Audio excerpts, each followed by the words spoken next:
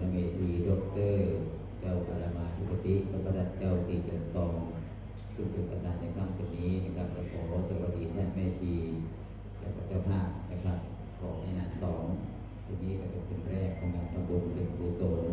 ส่วนทิศส่วนบุญส่วนกุศลนั้นจะเริ่มไปเดินในดวงวิญญาณของนายเป็นชูรังสรรค์หรือพินันต่อเราครับในนี้ที่ก็ได้เวลาสมควรเราได้เข้าสู่พิธีการทางศาสนาซึ่งในครั้งนี้ทางสำนักศาสนศึกษาพระพุทธเจ้าสีจบตองเป็นประธานเป็นเจ้าภาพในครั้งนี้นะครับและได้กราบอาราธนานิมนต์ท่านเจ้าคุณพระอมรเวทีประกอบแสดงพระธรรมเทศนาขณะนี้ได้เวลาสมควรขอกราบอาราธนานิมนต์ท่านเจ้าคุณพระอมรเวทีเป็นธรรมจัตโยผู้ช่วยเจ้าว่าพระเจ้าสีจบตองผู้แสดงพระธรรมเทศนาขึ้นมาพร้อมกับประกาศอาราธนานิมนต์ทุกส่วนพระธรรมนะครับสี่รูปคืออาสนะของพระนิมนต์ครับ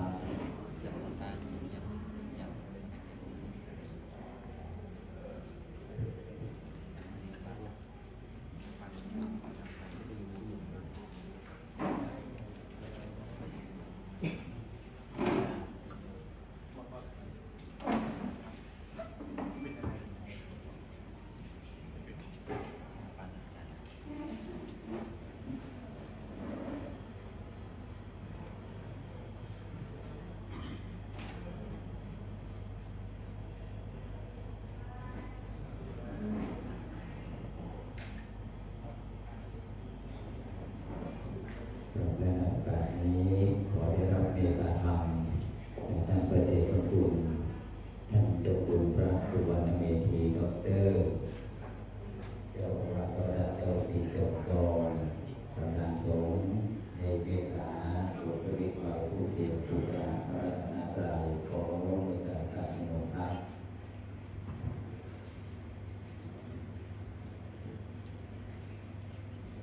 ขอการนิมนต์ได้ทุกท่านได้ทำเนื้อ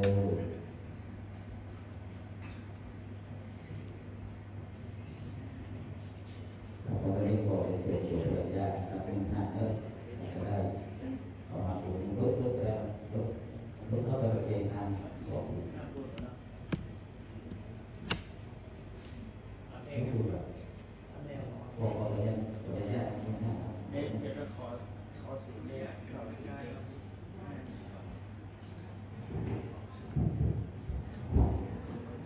ี่ยเดี๋ยวน้องไปครับเอาว่าพร้อมกันอิเมนาสกาเลนะตังพุทธังอภิปูชยามาอิเมนาสกาเลนะ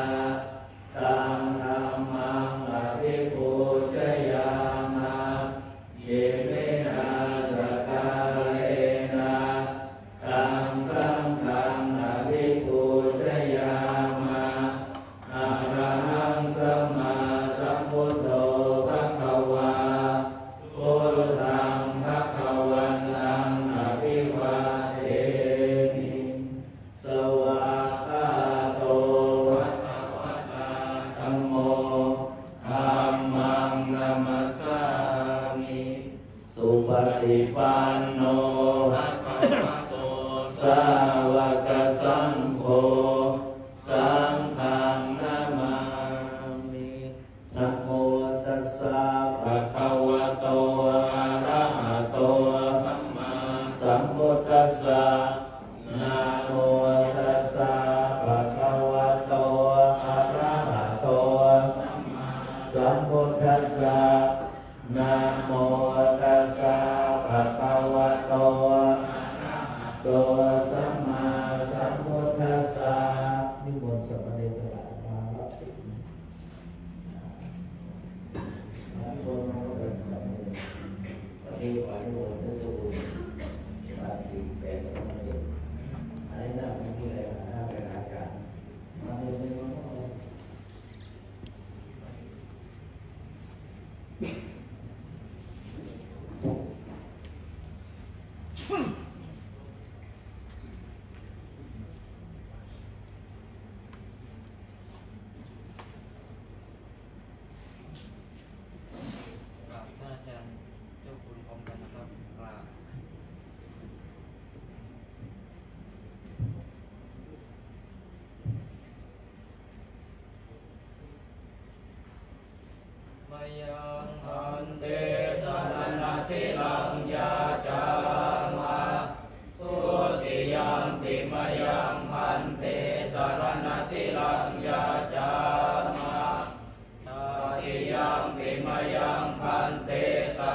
สิลังยาจา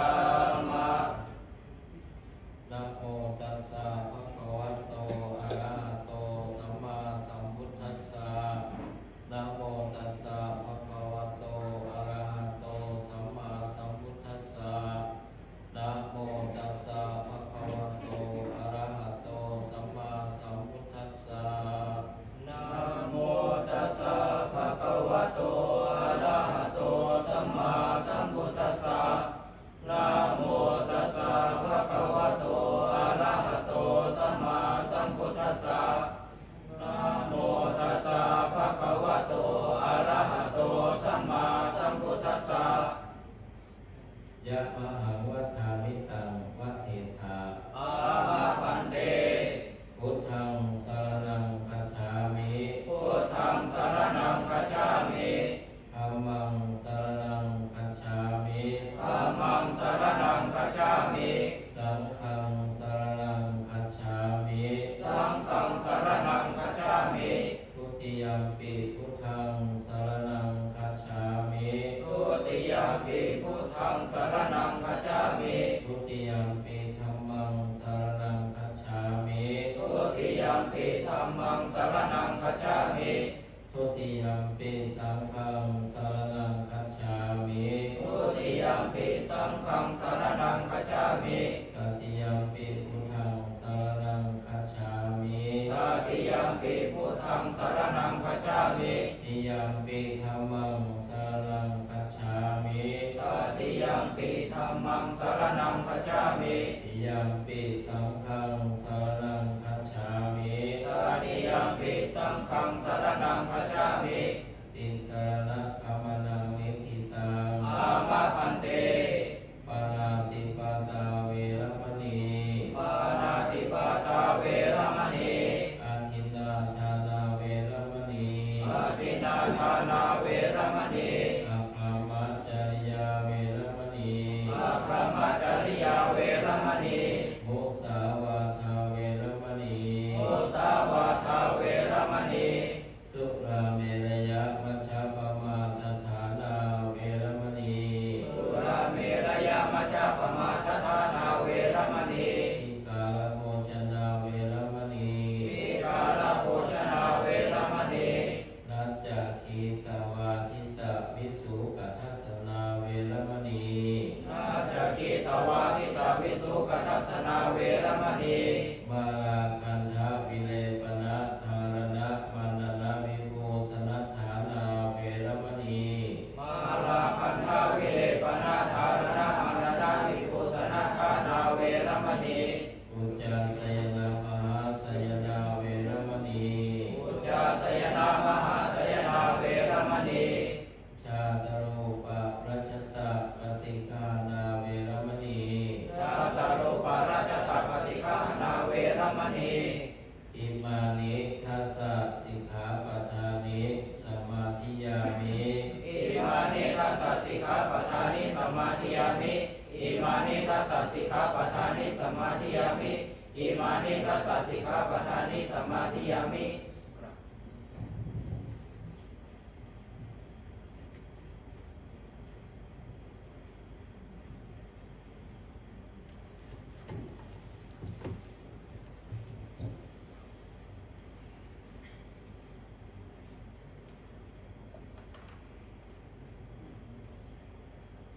สัมพุทโธโลเกอุปันโนมหากาลุนิโกมุนีธัมมาจักกังปวัตเตตวะโลเกอปฏิวันติยังโลกัสสะสังขังกาตุงจริตวะโลกัจจาลิกังติวิทังโลเกสัทธัมมังสมเทวะปวันติยังอานุปุเพนะสาวัตถิงปัตตวาเจตวเนวสังสามเณรนังนิสายาจิตังกทานุสิงขิตุง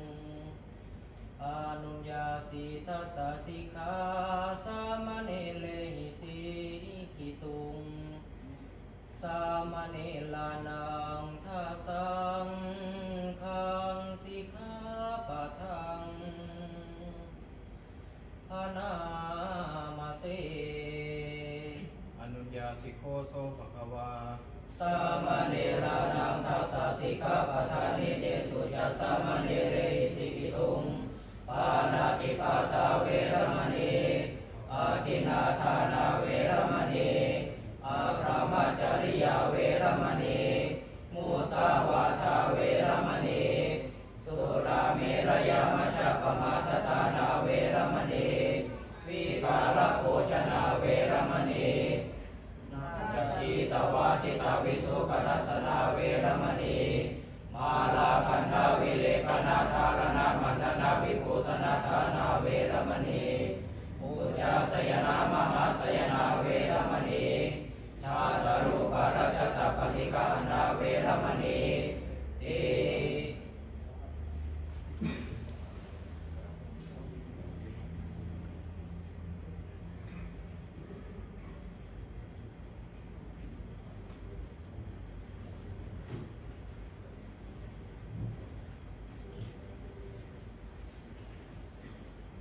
เนื่องจากว่าวันนี้เป็นวันโกนขอเมตตาธรรมท่านเจ้าคุณพระมหาคือทั้งศีล5และศีล8เนิ่ศรัทธาเฮากับญาติเป็นชีวิตสมทานศีล5รับศีล5เนิ่ไม่ขีดจะรับศีล8สมทานศีล8ครับมะยังพันเตติสารเนนะสหะปัญจศีลานิยาจามาทุติยัมปิมายังพันเตติสารเนนะสหะปัญจศีลานิยาจามาตาติยัมปิมายังพันเตติสารเนนะสหะปัญจศีลานิยาจามา นะโมตัสสะภะคะวะโตอะระหะโตสัมมาสัมพุทธัสสะนะโมตัสสะภะคะวะโตอะระหะโตสัมมาสัมพุทธัสสะนะโมตัสสะภะคะวะโตอะระหะโตสัมมาสัมพุทธัสสะ นะโมตัสสะภะคะวะโตอะระหะโตสัมมาสัมพุทธัสสะนะโมตัสสะภะคะวะโตอะระหะโตสัมมาสัมพุทธัสสะนะโมตัสสะภะคะวะโตอะระหะโตสัมมาสัมพุทธัสสะ พุทธังสรณังคัจฉามิ พุทธังสรณังคัจฉามิ ธัมมังสรณังคัจฉามิ ธัมมังสรณังคัจฉามิ สังฆังสรณังคัจฉามิ สังฆังสรณังคัจฉามิ ทุติยัมปิพุทธังสรณังคัจฉามิ ทุติยัมปิพุทธังสรณังคัจฉามิ ติยัมปิธัมมังสรณังคัจฉามิ ทุติยัมปิธัมมังสรณังคัจฉามิ ติยัมปิสังฆังสรณังคัจฉามิ ทุติยัมปิสังฆังสรณังคัจฉามิ ตติยัมปิพุทธังสรณังคัจฉามิ อาติยัมปิพุทธังสรณังคัจฉามิ ติยัมปิธัมมังสรณังคัจฉามิ อาติยัมปิธัมมังสรณังคัจฉามิ ติยัมปิสังฆังสรณังคัจฉามิ อาติยัมปิสังฆังสรณังคัจฉามิ ปาราติปตาเวรมณี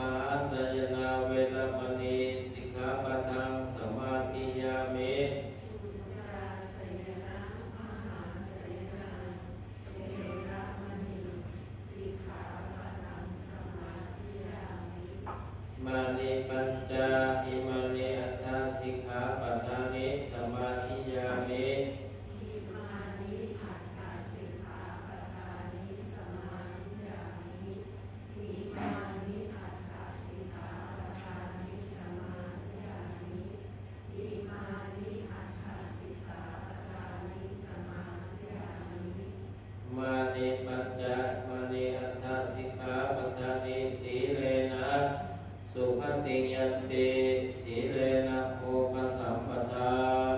สีเลนะนิพพุติยันติตัสมาชิลังวิโสทะเยสาธุสาธุสาธุมาเตโลกาธิปฏิสัมปติกัตัญจาเรวิวรังนายาจานาสันติหาสัตตปราทะกัจจาติกาเนเสตุธรรมังานุกัมปิมังปัจฉัง ขอน้อม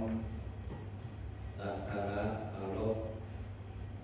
นอบน้อมอภิวาทวันธนาการพระบรมทักษิณบริธาตุพระบรมธาตุเจ้าจอมทอง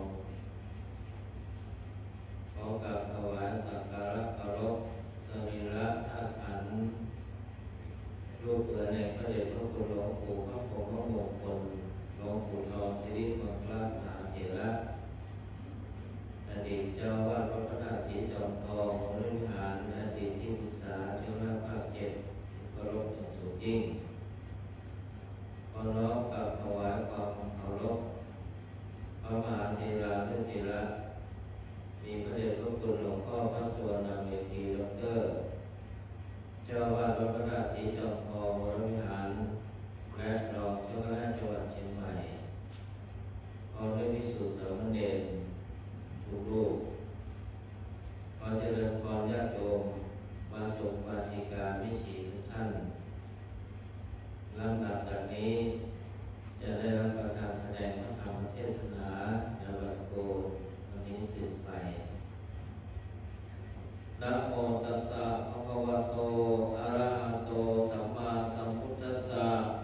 นะโมตัสสะภะคะวะโตอะระหะโตสัมมาสัมพุทธัสสะนะโมตัสสะภะคะวะโตอะระหะโตสัมมาสัมพุทธัสสะสัพเพสังขาราอนิจจาติยัตถาปัญญายะปัสสติอาคานิปินทติทุเขเอสัมมโควิสุทธิยาติว่าพระธรรมีคาถาในโอกาสแบบนี้จะรับประทานแสดงพระธรรมเทศนาปรณาสาธารธรรมคำสอนขององค์สมเด็จพระชินวรสัมมาสัมพุทธเจ้าปรารภเหตุ2ประการหนึ่งวันนี้เป็นวันโกนแรม14 ค่ำตามจารีตธรรมเนียมที่หลวงปู่ได้วางเอาไว้ให้มีการแสดงพระธรรมเทศนา2ปรารภเหตุที่ญาติวงศาญาติสายโลหิตญาติธรรมพระภิกษุสามเณรในใต้ปกครองพระเดชพระคุณหลวงพ่อพระภิกษุสามเณรทุกรูปวงศาคณาญาติได้อนุสรณ์สถานสิ่งผู้ลงรับคือพินันบุญชูรังสรรค์พินันต่อในวันนี้จะรับประทานแสดงพระธรรมเทศนาในนิจจกถาว่าด้วยความไม่เที่ยงจะใช้เวลาในการแสดงพระธรรมเทศนาในวันนี้พอสมควรแก่เวลาขอการรัตนาเอามือลงญาติโยมทุกท่านนั่งตามสบายโดยปกตินิยม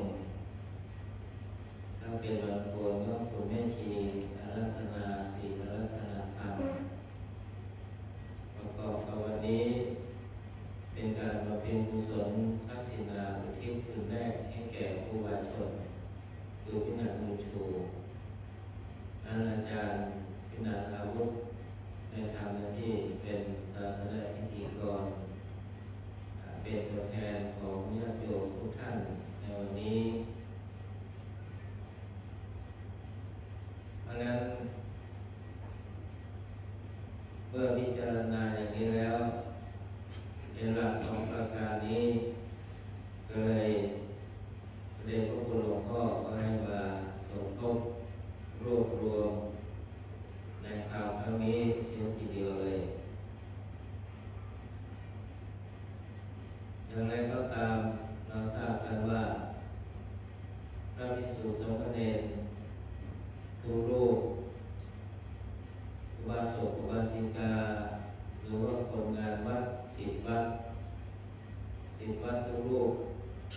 หรือว่า10 วัดที่เป็นอุบาสกทุกคนนั้นเราถือว่าเป็นผู้ที่อยู่ใต้ปกครองพระเดชพระคุณหลวงพ่อในฐานะเจ้าอาวาสโดยนิตินัยคือตามบทบัญญัติแห่งกฎหมายดังนั้นอย่างไรก็ตามเมื่อมีเหตุให้รองรับเช่นนี้จึงพิจารณาเรียนคุณหลวงพ่อให้เลขานุการทั้งฝ่ายวัดเลขานุการรองจังหวัดครูประหลัดสุวัฒนมงคลเจ้าคุณในฐานะผู้ช่วยเจ้าอาวาส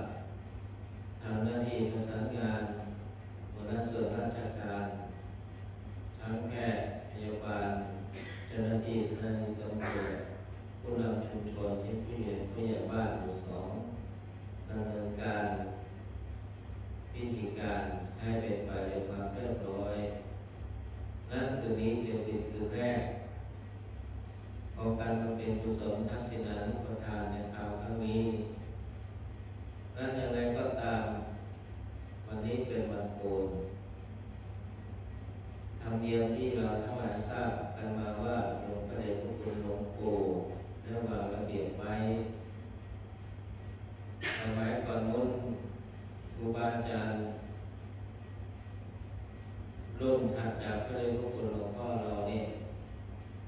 ก็ขึ้นธรรมะกันไม่เป็นให้ศีลก็ไม่เป็นกันแม้กระทั่งพระโคปัตตมาแต่ณเวลานั้นมีศาลาที่หลวงปู่ให้สร้างขึ้นด้วยความ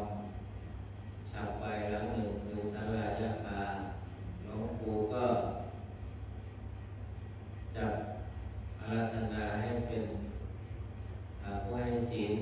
แล้วก็เป็นนักเทศน์ในวันโกนถือว่าเป็นสมัครเล่นไปด้วยในตัวในสมัยนั้นนั้นอย่างไรก็ตามเหตุนั้นตอนนั้นร่วม20 กว่าปีลงแล้ว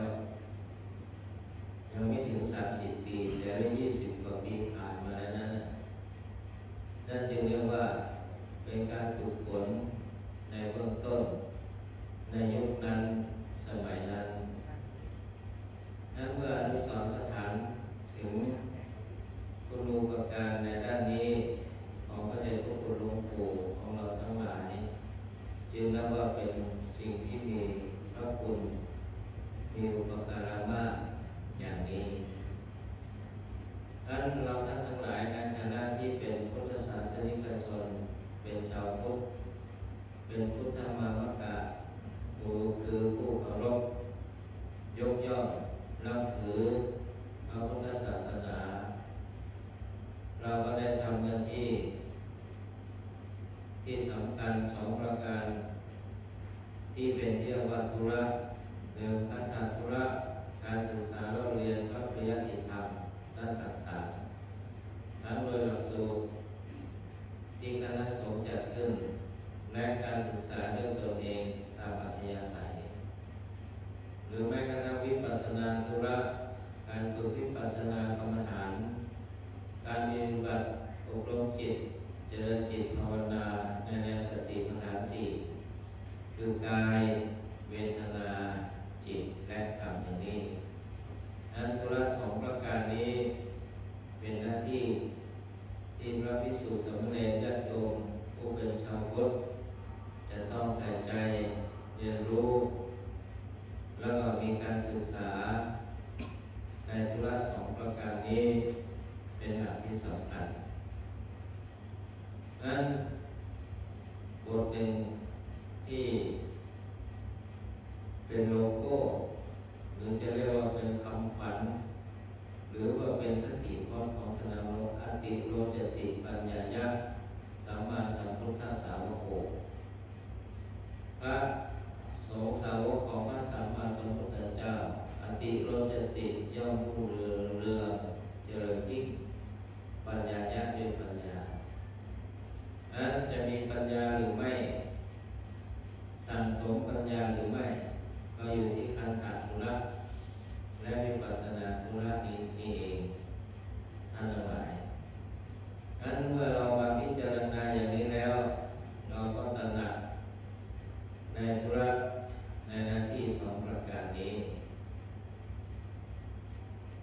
พิจารณาพระพุทธวจนะพระธรรมคำสอนขององค์สมเด็จพระสัมมาสัมพุทธเจ้าที่เราทราบกันอยู่แล้วที่ปรากฏอยู่ในสามัญลักษณะคือลักษณะที่มันเสมอกันไม่ว่าสิ่งนั้นบุคคลนั้นจะเป็นสิ่งที่มีใจครองหรือไม่มีใจครองเป็นสัมวิญญาณกะมีวิญญาณมีความรู้สึกมีการรับรู้อวิญญาณกะเป็นสิ่งที่ไม่มีการรับรู้ใดๆเช่นวัตถุต่างๆก็ตามล้วนตกอยู่ในอำนาจแห่งสามัญลักษณะคือลักษณะที่เสมอกันหรือเรียกว่าไตรลักษณ์ติลักษณะคือลักษณะสามประการก็คืออนิจจังความไม่เที่ยงในลักษณะอนิจจังความไม่เที่ยงนี้อย่างที่เราทราบกันในธรรมนิยามวิสูตรที่เราสวดกันอยู่ทุกวันอุปาทาวาภิกขเวตถาคตานังอนุปาทาวาตถาคตานังอิตาวสาธาตุไม่ว่าพระพุทธเจ้ามัตตนาคตจะอุบัติก็ตามเมื่ออุบัติก็ตามธาตุนั้นอิตาวสาธาตุธาตุอย่างนั้นก็เป็นสิ่งที่ดำรงอยู่นั้นธรรมกิตตาธรรมนิยามตาเป็นธรรมนิยามเป็นกฎแห่งธรรมชาติก็คืออนิจจังคือความไม่เที่ยงมันมีความแปรผันมันมีความแปรปรวนมีความเปลี่ยนแปลงไม่เที่ยงอยู่ในตัวของมันเองทั้งหลายเพียงแต่ว่าโดยปกติวิสัยของคนทั่วไปนั้นไม่กำหนดหรือไม่ค่อยกำหนดหรือไม่เอาสติไปพิจารณาไปกำหนดเป็นส่วนใหญ่นั้นเราจึงหลงยึดมั่นถือมั่นว่าสิ่งนั้นเป็นสิ่งที่มันเที่ยงสิ่งที่มันเที่ยงแท้ยั่งยืนเป็นอมตะมั่นคงนั้นพระพุทธเจ้าตรัสบอกว่าอนิจจังคือไม่เที่ยงทุกสิ่งทุกอย่างนั้นก็มันไม่เที่ยงเป็นอนิจจตามีลักษณะของไม่คงที่คงทอคงทนไม่ถาวรไม่ดำรงอยู่ในลักษณะนั้นอยู่ตลอดเวลาอันนั้นเราพิจารณาสิ่งภายนอกเช่นวัตถุสิ่งของคารุภัณฑ์เครื่องใช้ไม่สอยยศยานพาหนะก็มันปรากฏอนิจจังอยู่ตลอดเวลาแม้แต่ศาลาหลังนี้ซึ่งเป็นวัตถุภายนอกมีการสร้างขึ้นมาใช้ออกมาชั่วระยะเวลาการเดินแล้วก็มีการซ่อมแซมบูรณะปฏิสังขรณ์เพราะมันมีความเสื่อมมีความทรุดเป็นธรรมดานี่คือภายนอกในด้านภายในของเรานั้นสรีระธาตุขันธ์รูปเหมือนสรีระธาตุขันธ์รูปนามของเราก็เช่นเดียวกันเนี่ยภายในเราก็ไม่ได้ธาตุสีธาตุดินธาตุน้ำธาตุลมธาตุไฟลักษณะที่มันแข็งแข็ง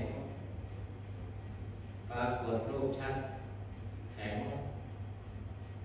ก็เป็นธาตุดินเช่นฟันกระดูกอะไรต่างๆเหล่านี้ก็เป็นธาตุดินเรียกว่าปัจวีธาตุอาโปธาตุธาตุน้ำดีเสลดเหงื่อมันข้นน้ำตาเปลวมันเหล่านี้ก็เป็นธาตุน้ำธาตุลมวายโยธาลมหายใจเข้าออกลมในท้องลมในไส้ลมพัดไปตามตัวก็เป็นวายโยธานั้นถ้าหายใจเข้าไม่ออกคนก็ชื่อว่าเสียชีวิตคนหายใจออกไม่หายใจเข้าคนก็ชื่อว่าเสียชีวิตนี่ดังนั้นในสรีระขันธ์ห้ารูปร่างของเรานั้นเต็มไปด้วยของว่างความเปล่าอย่างนี้คือมันว่างแม้แต่ในท้องของเราเนี่ยยังเป็นสิ่งที่สาธารณะคือมันมีช่องลมมันมีลมเรียกว่าวายโยธา เตโชธาตุไฟที่ทำร่างกายให้อบอุ่นไฟที่เผาอาหารให้ไหม้ให้เป็นพลังงานนี่ก็เป็นเตโชธาตุไฟที่ทำร่างกายให้อบอุ่นให้ร้อนนี่ไฟที่เผาผลาญอาหารให้ย่อยเป็นเตโชธาตุและทุกสิ่งที่อย่างนั้นก็ปรากฏว่ามันเป็นอนิจจังคือมันไม่เที่ยงและพระพุทธองค์จึงทรงแสดงทัศนะว่าเป็นความวิปลาสคือความคลาดเคลื่อนประการหนึ่งคือพิจารณาเห็นสิ่งที่มันไม่เที่ยงว่ามันเป็นสิ่งที่เที่ยงเพราะฉะนั้นปุถุชนคนเราทั้งหลายเนี่ยผู้ไม่ศึกษาไม่ปฏิบัติไม่พิจารณาตามเป็นจริงไม่กำหนดเห็นเรียกว่าก็ยังมีความวิปลาสคลาดเคลื่อนคือเห็นว่าเที่ยงในสิ่งที่มันเป็นเที่ยงอย่างนี้หรือพิจารณาเห็นว่ามันเป็นสุขในสิ่งที่มันเป็นทุกข์ก็เป็นความวิปลาสคลาดเคลื่อนประการที่สองเรียกว่าทุกขังความเป็นทุกข์สภาวะที่ตั้งอยู่ในสิ่งเดิมไม่ได้คงทนไม่ได้ทนไม่ได้คงที่ไม่ได้เรียกว่าเป็นทุกข์นั้นทุกขตาสภาวะความเป็นทุกข์มันเป็นสิ่งที่ปรากฏอยู่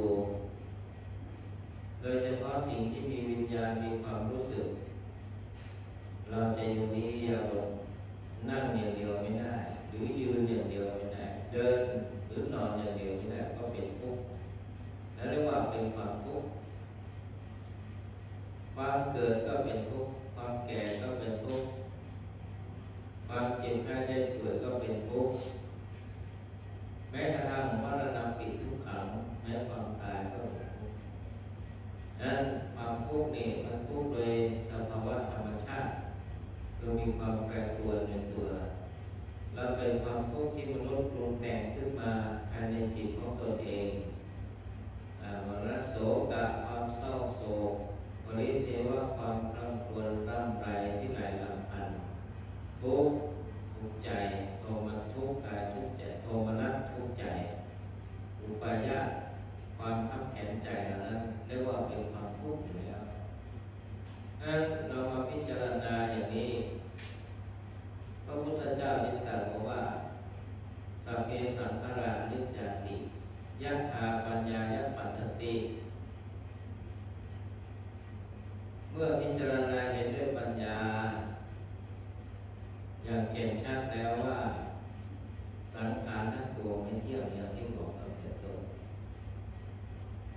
สัพเพสังขาราทุกขาติเมื่อพิจารณาเห็นว่าสิ่งทั้งสังขารทั้งหลายมันเป็นทุกข์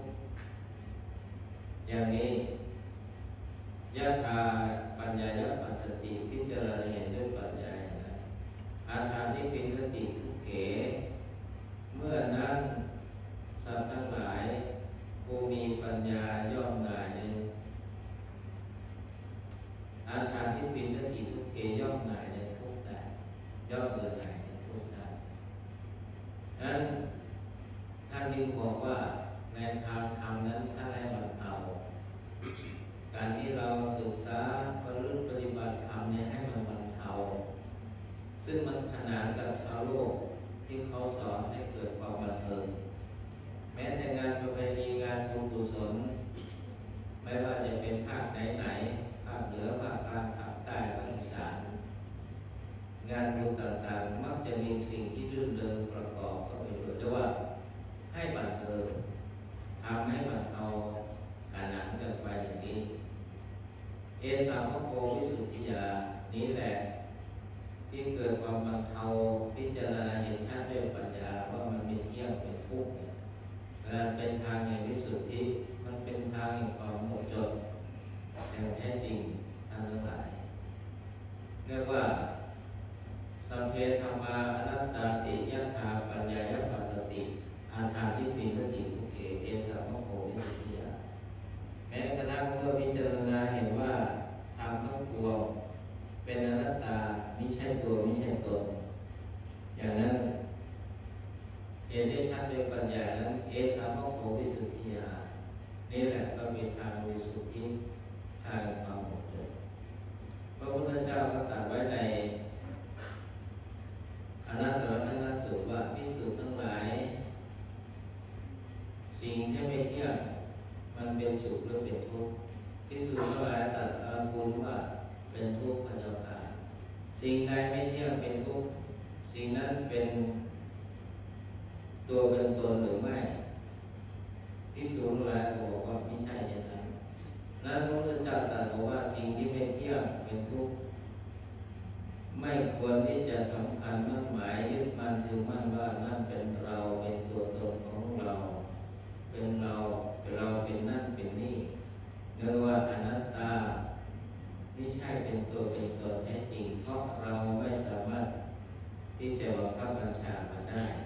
นี่ในบทอภิธรรมท่านพาราณาอย่างนั้นเหมือนพี่นางคุณชูรังสรรค์ตามบางที่ปรากฏนั้นก็คือเกิดกุมภาพันธ์2516ถ้าตามลักษณะนี้ถือว่าเป็นชั่วแต่ถ้าเป็นพศและเป็นปีฉลูคือเป็นบัวนั้นพี่นางก็เสียชีวิตเมื่อไม่นานนี้2 พฤศจิกายน 2568ก็ประมาณรวมแล้ว52 ปีจะกล่าวถึงพี่นางคุณชูสักเล็กน้อยเมื่อกับผมอาตมาเป็นสามเณรแล้วมาอยู่วัดเมืองนางเชียงใหม่พุทธศักราช 2529พี่นางก็เป็นเณรหลังจากนั้นพี่นางก็เป็นเณรอยู่วัดตะโพธารามน้ำเปิดติดตามพระเดชพระคุณหลวงปู่ของเราคือพระครูวิพัฒนาภิบาลสมัยนั้นก็ถือญาติหลวงปู่ไปกับผมอาตมาก็เป็นสามเณรอ้อนวัดลงมานั่นก็อุปถากดูแลหลวงปู่ไปนี่แล้วก็ศึกษานำเรียนมาแต่ว่าวิถีชีวิตของคนเรานั้นมันมีความเหมือนและแตกต่าง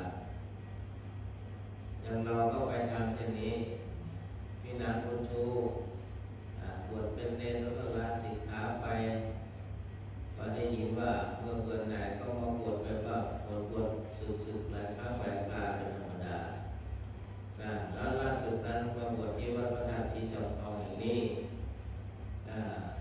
วัดพระธาตุชีจอมทองก็มีเหตุลาสิกขาออกไปก็เป็นธรรมดาอย่างนี้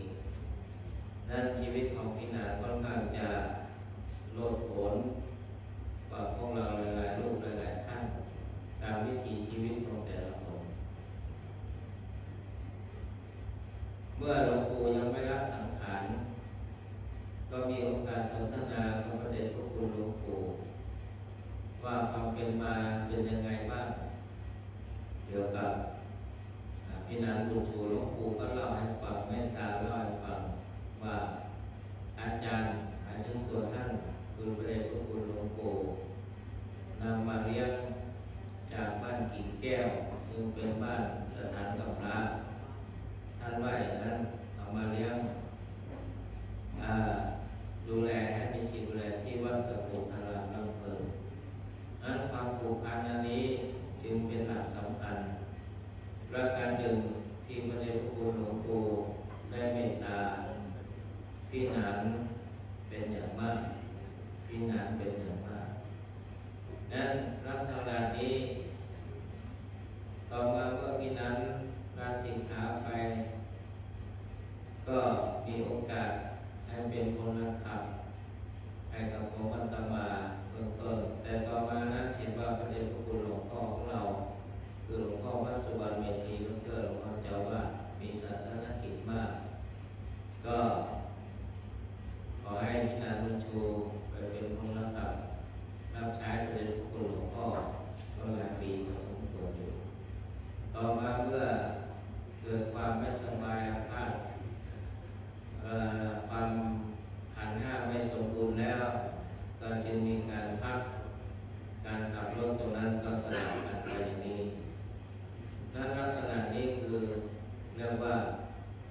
ความไม่เที่ยงเป็นทุกข์มีเช่นตัวตนเป็นหลักธรรมดาอย่างนี้เพราะฉะนั้นวันนี้พระภิกษุสามเณรทางสำนักศาสนศึกษาซึ่งนำโดยครูประหลัดชวัฒนมงคลสิทธิกุลของคณะปกครองมัธยมปรี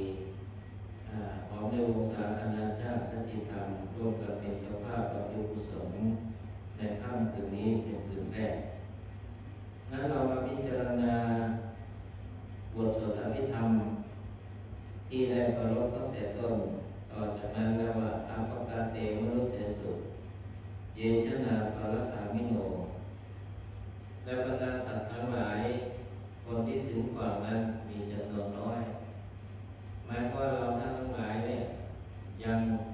เดินไปตามฝั่งวิ่งไปตามฝั่งส่วนผู้ที่ถึงฝั่งบรรลุถึงฝั่งแห่งน้อยมาถึงฝั่งพระนิพพานนั้นมันมีจำนวนน้อยเป็นธรรมดาอย่างนี้อาถายังอินทราปัจจาตีระเมวานุสาวติผู้ที่ถึงฝั่งนั้นเรียกว่ามีจำนวนน้อยเยจะโขสมัทคันเตธรรมเมธรรมานุวัจินติโนผู้ประพฤติธรรมไม่วันแง่ไม่ผ่อนแผ่แล้วเรียกว่ามีความรู้แจ้งจริงในธรรมที่พระผู้มีพระภาคตรัสไว้โดยชอบเตชะนาบารเมสันติมัจจุทายาสุทุกรังคนเหล่านั้นก็จะพ้นจากบ่วงแห่งมารซึ่งข้ามมาได้โดยยากผ่านไปได้โดยยากการหาธรรมวิปายะสุกังภเวทปณิโตบัณฑิตผู้มีปัญญาเรียกว่าละธรรมอันนำคือฝ่ายอกุศลธรรมคือความชั่วทางกายทางวาจาต่างๆสุกังภเวทปณิโตเจริญธรรมฝ่ายขาวคือการประพฤติปฏิบัติธรรม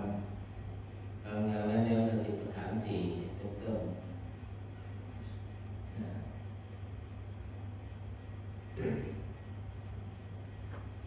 โอกาโลกมาคมะวิเกยถาโทรมังนี่ก็พูดถึงพระพุทธเจ้าตรัสว่าออกจากโอกาสอาศัยธรรมที่มันไม่มีเครื่องประกอบออกจากเปลือกตมต่างๆแล้วยินดีในวิเวกความสงัดตัตตาพิรติมิจฉยะหินตวากาเมอกินจโนไม่มีกิเลสเครื่องกังวลละสิ่งที่น่าใคร่ปรารถนาเนี่ยตัตตาพิรติมิจฉยะปรารถนาความสงบระงับในสถานที่นั้นปริโยทัพพยะอัตตานังจิตตังกะเลเสหิปณิโตบัณฑิตผู้มีปัญญาเรียกว่าพึงชำระตนให้สะอาดผ่องแผ้วจากกิเลสที่มันเป็นเครื่องทำให้จิตใจของเราเศร้าหมองเยสังสัมโพธิยังเกสุสัมมาทิฏฐังสุภาวุตังเจริญจิตฝึกจิตอบรมจิตให้ดีงามในธรรมเป็นฝักใฝ่เพิ่มตัดสรุปอาทนะปฏิอิสสะเก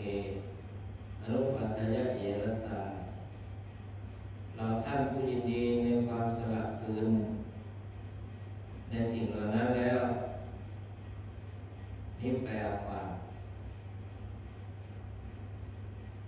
ว่ากินาสวะชุติมันโตเป็นพระกินาศพมีอาสวะสิ้นแล้วชุติมันโตมีความรุ่งเรืองด้วยปัญญาเตโลเกปรินิพพุตาท่านเหล่านั้นปรินิพพานแล้วในโลกเราท่านทั้งหลายมีหน้าที่ไปสู่พระนิพพานทุกท่านทุกรูปทุกนามชาวพุทธมีหน้าที่ไปพระนิพพานนิพพานที่เป็นสภาวะไม่มีเชื้ออาสวะกิเลสนั้นเมื่อไรเมื่อใดตอนไหนก็เมื่อนั้นแต่สภาวะที่สงบระงับในปัจจุบันคือความสุขสงบมีสันติสุขคือความร่มเย็นนั้นดูเวลาแล้วเดี๋ยวจะมีการสวดพระอภิธรรมตอนนี้เวลา 21:03 น.โดยประมาณนั้นวัน อันนี้เป็นวันโกนด้วยประการที่หนึ่งอีกประการหนึ่งเป็นธรรมเนียมชาวพุทธบำเพ็ญกุศลให้แก่ผู้ที่ล่วงลับให้แก่ผู้ที่ล่วงลับนั้นย่อมได้ประโยชน์สองประการเพราะฉะนั้นเราทั้งหลายทุกผู้ทุกนามล้วนต้องประสบต่อความพลัดพรากความดับสลายเป็นธรรมดามันดับบทกลอนที่ท่านบอกว่าความตายไม่มีแบ่งแยกเรื่องเพศความตายไม่มีขอบเขตเรื่องศาสนาความตายไม่จำกัดวันเวลาความตายไม่นำพาเรื่องของวัยดินจะตกลบกายไปสังขารไฟจะผลาญเผาซากสิ้นสับสูญแต่ความดีมีอยู่ผู้คำคูณช่วยเทิดทูนแทนซากที่จากไปนั้นในชีวิตของเรานั้นมันเหมือนงูเหลือมงูเหลือมนี่โบราณท่านบอกว่ามันมีปล้องดีปล้องร้ายจะไปเหมารวมว่ามันดีไปหมดไม่ได้หรือจะพิจารณาผิวเผินว่ามันร้ายไปหมดก็ไม่ได้ดังนั้นชีวิตของเรานี่มันเหมือนงูเหลือมมันมีปล้องดีปล้องร้ายเป็นธรรมดาอย่างนี้นั้นดูเวลาพอสมควรเก็บเวลาอุณเตวทังกังพุทธังยะถานินังปวัตติน้ำที่ไหลจากที่ดอนย่อมไหลลงไปที่รูปฉันใดเอวเมวะอิโตทินังเปตนังอุปกัปปติบุญที่สี่ครูบาอาจารย์สาธมิกญาติโยมคณะศิษย์วัดพระธาตุศรีจอมทองนำโดยพระเดชพระคุณหลวงพ่อเป็นต้น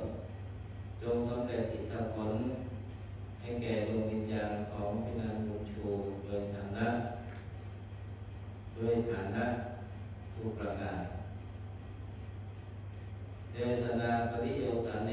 ในการเป็นที่สุดลงแห่งการแสดงพระธรรมเทศนานี้ขออนุภาพคุณพระศรีรัตนตรัยถึงทุกพระธรรมพระสงฆ์ขอทุกท่านปราศจากทุกโศกทุกภัยวันทวะเขาวรตรายประกอบด้วยธรรมสี่ประการคืออายุวันนะสุขภาพละปฏิภาณอนัสสาสมบัติ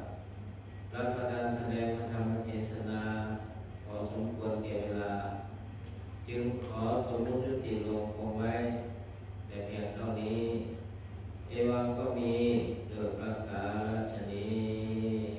นมยังสาธุกรังโกมาเสสาธุสาธุสาธุต่อไปจะได้สวดพระอภิธรรมขอเชิญเปิดญาติจะทำให้อยู่กับสวิตไฟผู้เทียนบูชาพระอภิธรรมบนหน้าพระสงฆ์ผู้สวดธรรมนะครับขอเชิญครับ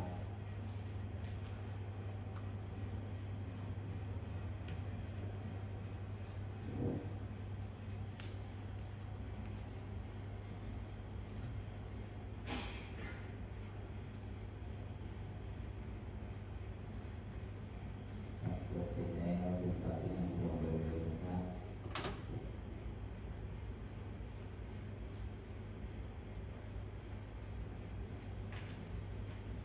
ข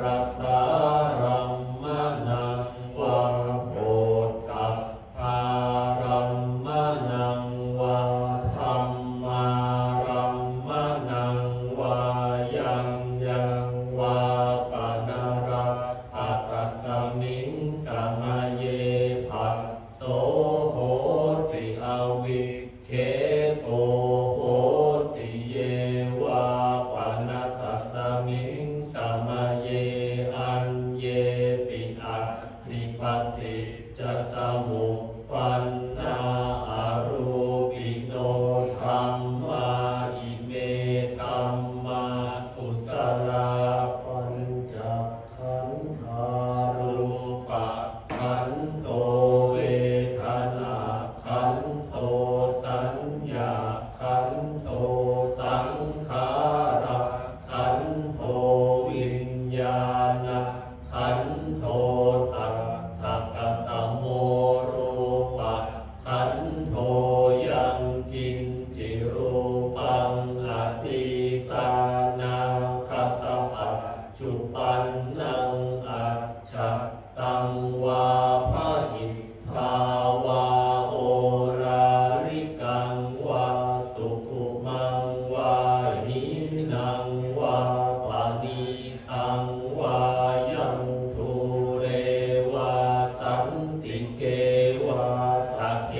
กัจฉังอภิสัญญูหิตวา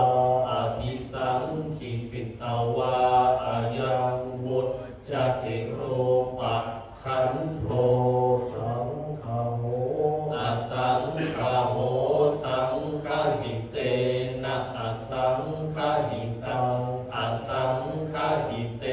นะสังฆหิตังสังฆหิเตนะสังฆหิตังอสังฆหิเตนะอสังฆหิตังสัมปโยโควิปโยโคสัมปโยเตนะวิปโยตังวิปโยเตนะสัมปโย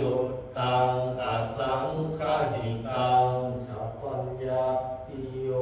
ขันธปัญญาติอายตนะปัญญาติธาตุปัญญาติสัจจปัญญาติอินทาริยปัญญาติปุคคลปัญญาติสิกขาวตาปุคคลานังปุคคลปัญญาติสัมมยวิมุตโต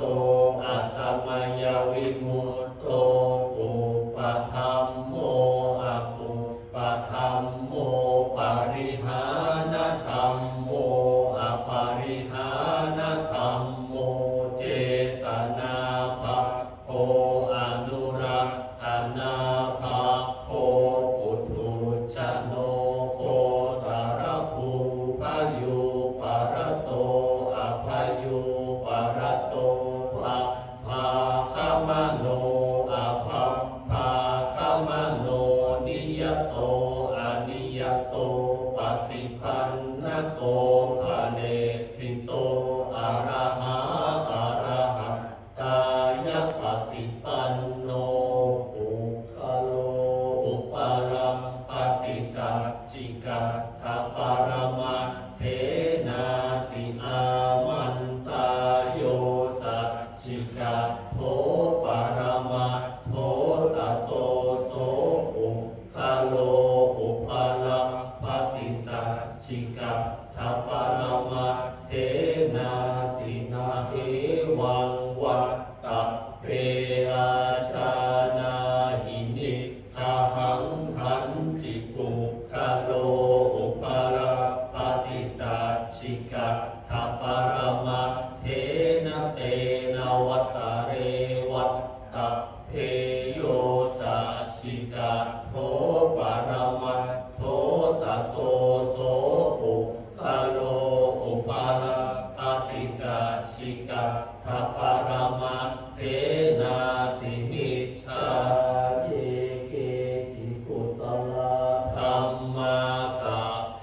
เตกุศลมูลาเยวาปนกุศลมูลาสัพเพเต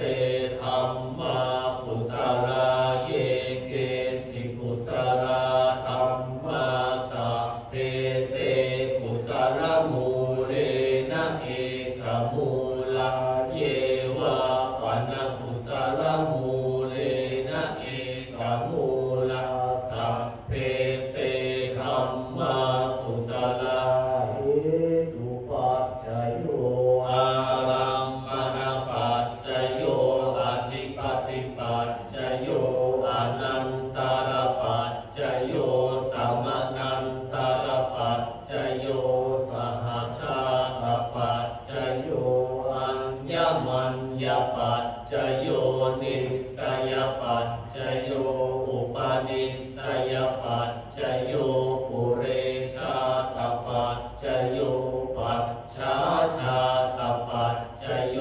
อาเสวนปัจจโยธัมมปัจจโยวิปากปัจจโยอาหารปัจจโยอินทาริยปัจจโยชานะปัจจโยมัคคปัจจโยสัมปยุตตปัจจโยวิปยุตตปัจจโยอัตถิปัจจโยนัตถิปัจจโยวิคตปัจจโยอวิคตปัจจโยสาธุสาธุสาธุ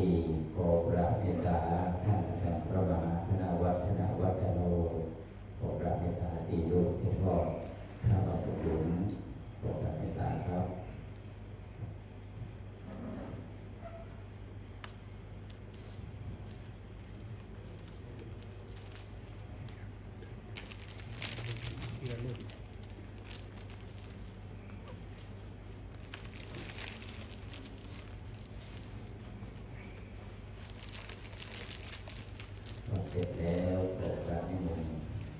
ที่นำเราเดินอยู่นะครับ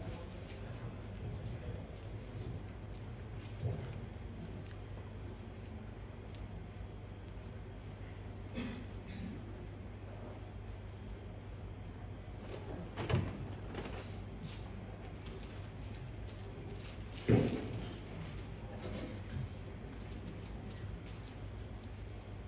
อนิจจวัตสัสสะลาอุปาทวยามิโนอุปาทิตวายุจันเตเตชะสุขสโนสุโขอนิจจวัตสัพพะอุปาทวยามิโนอุปาทิตวายุจันเตเตชะสุขสโนสุโขอนิจจวัตสัพพะอุปาทวยามิโนอุปาทิตวายุจันเตเตสะมุปัสสโมสุโข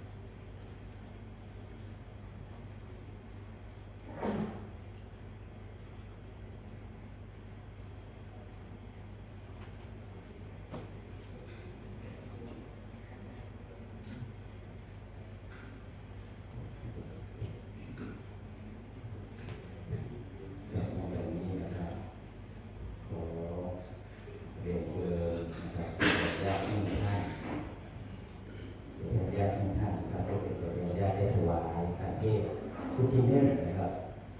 ขออนุญาตทุกท่านถวายพระเทศชุดที่หนึ่งนะครับเชิญเลยครับชุดแรกนะขอทุกท่านนะครับได้ถวายพระเทศชุดเดียวก็เป็นประเทศชุดเดียวประเทศองค์ถวายประเทศแด่องค์แสดงพระธรรมเทศนานะผู้ที่ใจเข้ามาเลยถวายหนึ่งชุดเดียวนะชุดเดียวชุดไหนก็ได้ชุดถวายยกมือบางโลตัวที่เราต้องบอกเดิมครับลำดับต่อไปขอเรียนเชิญตัวแทนแม่ชีนะครับได้ถวายประเทศชุดที่สองโดยเรียนเชิญคุณแม่ชีกระโดดศรีสิทธิชัยได้เป็นตัวแทนคณะแม่ชีได้ถวายประเทศนะครับขอเรียนเชิญครับชุดที่สองซ้ายมือนะ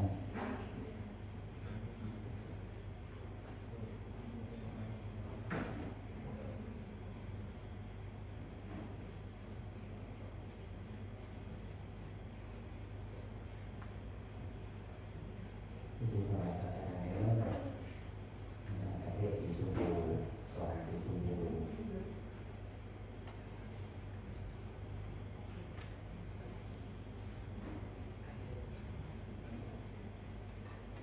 ถ้าเสร็จแล้วจึงกลับที่นั่งรอดูนะครับแล้วต่อไป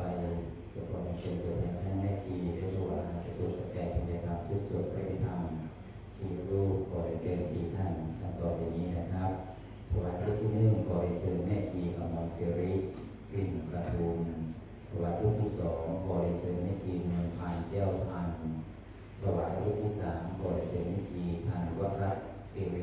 ธุถวายรูปที่สี่ขอเชิญแม่ชีพิมลมีมาวัฒนาสี่รูปครับ11-15แล้วขอเชิญตัวแทนญาติครั้งหนึ่งนะครับได้มอบปฏิจจาระทุกขนานทุกโลกประชาสัมพันธ์นี่เลยนะครับ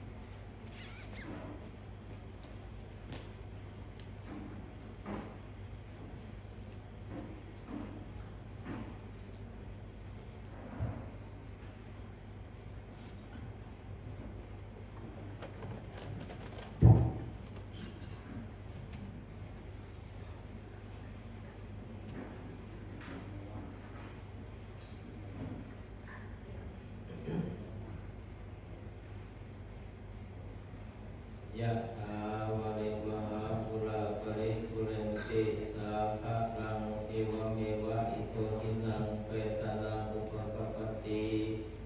อิจิตังปฏิตังตุมังคิปะเมวะสมิจจตุสัพเพปุเรนตุสังคปาจันโทปนารโสยะถามณิโชติรโสยะถาสัพพิติโยวิวัชชันตุสัพพะโรโควินาศตุมาเตภวัตวันตรายโยสุขีเทคายุโกภวะอภิวาทนาสิริสเนจังวุฒาปัจจายโนจัตตารโอธรรมาวัฏฏันติอายุวันโนสุขังภาลังอัจจันจักโขทักขินาเทนะสังฆังเมสุปฏิทิตาทิคารัตตังอิตายาสัทธานาโสอุปกัปปติโสยาติธัมโมจะอายังนิทัสสิโตเปตานะบูชาจักขตาหุราลาภาลัญจะเมโคนะมโนปะเทนังตุมเทหิปุญญังวาสุตังอนัปปะกัมปิภวตุสัพพะมังคลังรักขันตุสัพพะเทวตาสัพพะพุทธานุภาเวนัสสตาโสเทภวันตุเตภวันตุสัพพะมังคลังรักขันตุสัพพะเทวตาสัพพะธัมมานุภาเวนัสสตาโสเทภวันตุเตภวันตุสัพพะมังคลังรักขันตุสัพพะเทวตาสัพพะสังฆาโนภาเวนัสสตาโสเทภ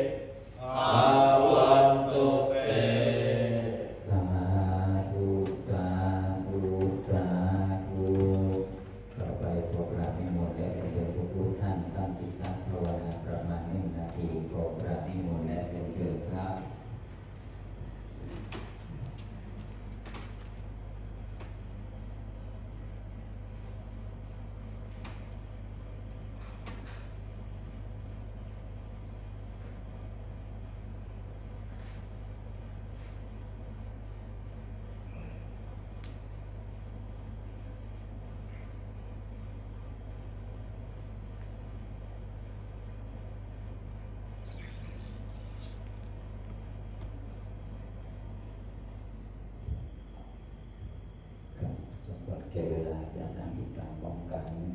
อิตังกานากรรมังนิปานาปัญจโยตุโนนิจังอิตังศีลกรรมังนิปานาปัญจโยตุโนนิจังอิตังภาวนา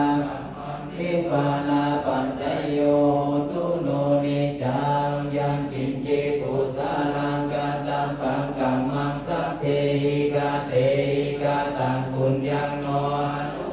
อันตุสุนันตุปนโตเยเทวาหัสสะมิงคาเนอาทิกาตานิกายุกาสัตตาโหตุสัมปัสสัตตานังสุขีอัตตานังปาริหารันตุมาตาปิตาสุขิตาโหตุทุกขปามุจจันตุสัพเพยันติกาสุขิตาโหตุทุกขปามุจจันตุสัพเพยันติกาสุขิตาโหตุทุกขปามุจจันตุสัพเพปิสาสัพเพยังคาสัพเพเปตาสุขิตาโหตุทุกขปามุจจันตุสัพเพนักขันตาสุขิตาโหตุทุกขปามุจจันตุสัพเพเทวาสุขิตาโหตุทุกขปามุจจันตุสัพเพอาจาริโยปัจจายาสุขิตาโหตุทุกขปามุจจันตุสัพพะสัมปะอิลังสัมมิจันตุ